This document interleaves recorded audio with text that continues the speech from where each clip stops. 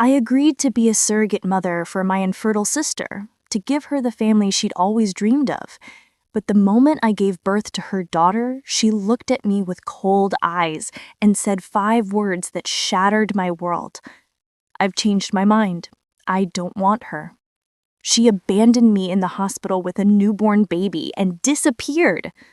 I thought it was the most cruel and impulsive betrayal imaginable, but I had no idea that this was just the beginning of a monstrous lie she had been planning from the very start. This is the story of how I uncovered her sickening secret and made her pay for everything. I was lying in the hospital bed, exhausted but buzzing with a triumphant joy that vibrated in my very bones. I did it!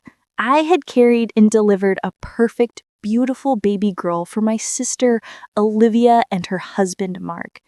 For 9 months, I was their vessel of hope, the living, breathing answer to their years of tear-soaked prayers. And now, the final piece of their perfect family was here. The nurse placed the warm, swaddled bundle in my arms. Her name was Lily. I looked down at her tiny, perfect face, the scent of baby powder and new life filling my senses, and my heart swelled with a love so pure, so complete, it felt like it might burst. This was the moment I had pictured for years. This was the moment Olivia would walk in, tears of joy streaming down her face, and finally hold the daughter she had so desperately wanted. The door creaked open. I looked up, a wide smile already forming on my face. But it wasn't joy that I saw in Olivia's eyes. It was something cold, something hollow. She stood there, her hands shoved into the pockets of her jacket, her expression as blank as the white hospital walls around us. Mark was nowhere to be seen. My smile faltered. "Liv, is everything okay?" She took a slow breath, the sound of it sharp and brittle in the quiet room. And then she said the 5 words that took the world out from under my feet, cracked my heart open, and set my entire life on a terrifying new course. "I've changed my mind. I don't want her." My mind raced, trying to catch up. Short, panicked breaths escaped my lips. This had to be a joke, a twisted, cruel postpartum joke. "What do you mean you can't? Liv, she's here. She's perfect." I held the baby out slightly as if showing her a prize she'd won. Olivia flinched, taking a small step back. "I mean, I don't want her," she said, flat, devoid of any emotion. The words didn't just hang in the air.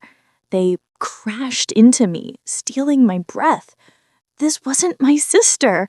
My sister was the one who cried on my shoulder after every failed IVF treatment. The one who clutched my hand when I offered to be her surrogate, her eyes shining with more gratitude than I had ever seen. She had given me a delicate white orchid back then, placing it on my windowsill. "To represent this new life," she'd whispered. "It will bloom when our family is finally complete." Now all I could see was a stranger wearing my sister's face, a stranger who was about to abandon her own child. What could possibly have happened to make her do this? My mind was a vortex of confusion and rising panic. Is this my fault? Did I do something wrong during the pregnancy? I tried to keep my voice steady, but it trembled. "Olivia, please talk to me. Where is Mark? What is going on?" She finally met my gaze, and the emptiness in her eyes chilled me to the core. "Mark and I are separating," she stated as if commenting on the weather. "This whole thing, this baby, it was a mistake." And with that, she turned and walked out of the room, leaving me with a newborn baby in my arms and the echoing ruins of her words. The baby stirred, making a soft noise, and I looked down at her, a single hot tear tracing a path down my cheek. My sister had just handed me a life and shattered my own in the same breath. What was I going to do? The next few hours were a blur of fluorescent lights and hushed, pitying whispers from the nursing staff. My partner, Liam, arrived, his face a storm of confusion that quickly turned to righteous fury as I choked out the story between sobs. He held me, his arms a safe harbor in the hurricane my sister had created. He looked down at Lily, sleeping peacefully in the bassinet, oblivious to the chaos of her arrival. "She's our chaos now, I guess," he murmured, his voice thick with an emotion I couldn't quite decipher.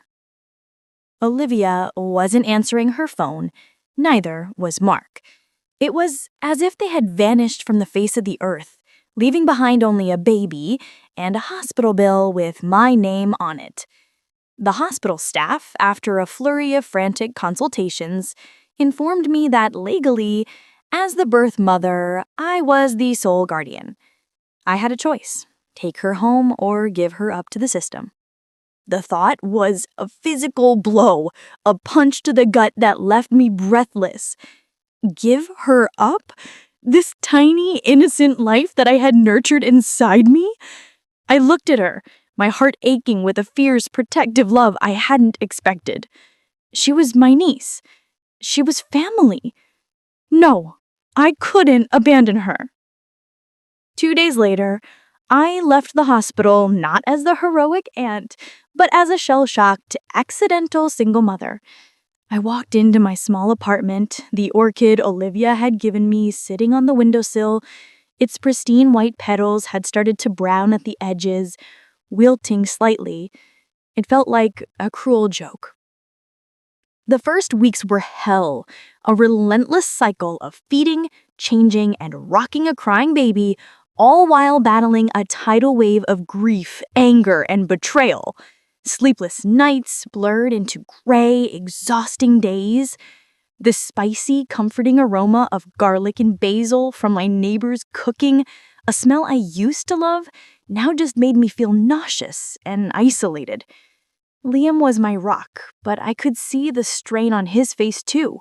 This wasn't the life we had planned. One rainy afternoon, a courier delivered a thick manila envelope. Inside were legal documents. Olivia and Mark were formally relinquishing all parental rights to the infant, severing all ties. There was no note, no apology, just cold clinical signatures on a piece of paper that felt like a final slap in the face.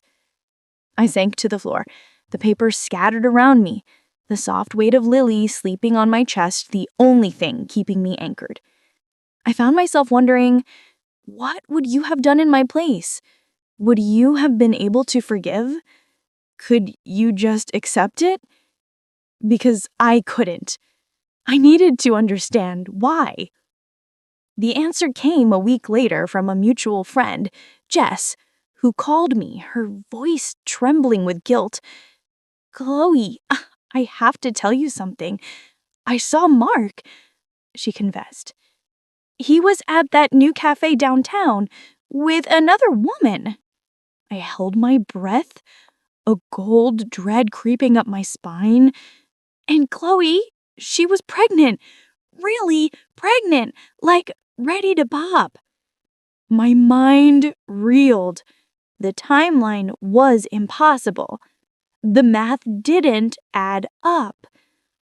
Unless the story Olivia had told me, the story of their infertility, the foundation upon which this entire 9-month journey was built, was a lie. A deep, dark, and twisted lie. My sister hadn't just changed her mind. She had been deceiving me from the very beginning. The revelation lit a fire in my veins. The grief was still there, but now it was forged into a sharp, cold anger. I wasn't a victim anymore. I was a mother, and I needed answers from my daughter. Armed with the new address Jess had reluctantly provided, I strapped Lily into her car seat and drove. The house was in one of those new cookie-cutter suburban developments where every lawn is perfectly manicured and every family portrait seems to smile a little too brightly. My heart hammered against my ribs, each beat a frantic drum. Thump, thump, thump. a short, sharp rhythm of fear and determination. I saw him through the large picture window. Mark. He was stroking the swollen belly of a woman I didn't recognize, his face alight with the same joy he was supposed to have for Lily. The sight was a dagger to my heart, but it solidified my resolve. I took a deep breath, the crisp autumn air doing little to cool the rage inside me, and knocked on the door. Mark opened it, a cheerful hello dying on his lips as he saw me. His face went pale, a sickly, chalky white. The woman behind him looked on, confused. And then from the kitchen, Olivia appeared, wiping her hands on a dish towel. My own sister. The betrayal was so profound, so absolute that for a moment I couldn't speak. I just stood there, Lily sleeping soundly against my chest, a living testament to their deceit. "What are you doing here?" Olivia hissed. Her eyes darted nervously between me and Mark. That's when the dam broke. The lies came flooding out in a torrent of accusations and pathetic excuses. The truth was uglier than I could have ever imagined. It wasn't Olivia who was infertile. It was Mark. He had an affair, this other woman got pregnant, and he saw his chance for a natural family, a biological heir. But Olivia, my sister, her role was the most monstrous. Devastated and consumed by a venomous need for revenge, she had let my pregnancy continue. She planned from the very beginning to let me give birth and then abandon the baby, all to hurt Mark and to inflict a piece of her own pain onto me. "I wanted you to see," she shrieked, her face twisted with a crazed bitterness. "I wanted you to know what it feels like to have your life ruined by a child you never planned for." I stared at her, the woman I had loved and trusted my entire life, and I felt nothing but a vast, empty pity. Before she could say another word, I held up my phone, where I had been secretly recording the entire conversation. Their faces froze in horror. "You won't ruin my life," I said, my voice dangerously calm. I turned without another word and walked away, leaving them to the ruins of their own making. That night, I went home and looked at the wilting orchid on my windowsill. I gently trimmed away the dead, brown petals. It looked sparse, but it was still alive. Months have passed. My life is not the one I planned, but it's more full of love than I ever thought possible. Liam is the incredible father to Lily, and watching them together fills a part of my soul I didn't even know was empty. The legal battle was short. Armed with the recording, they signed whatever I asked, giving me full, uncontested custody and a generous child support settlement they will pay for the next 18 years. It's not about the money. It's about the acknowledgement. It's about the justice for Lily. My sister's betrayal was the most painful experience of my life, but it taught me that family isn't about the blood you share. It's about the people who show up, the people who choose you. It makes me wonder, do you believe that some betrayals, as painful as they are, can lead us to our true happiness? This morning, I noticed something new on the orchid, a tiny green bud pushing its way toward the light. A new bloom, a new beginning, our new beginning.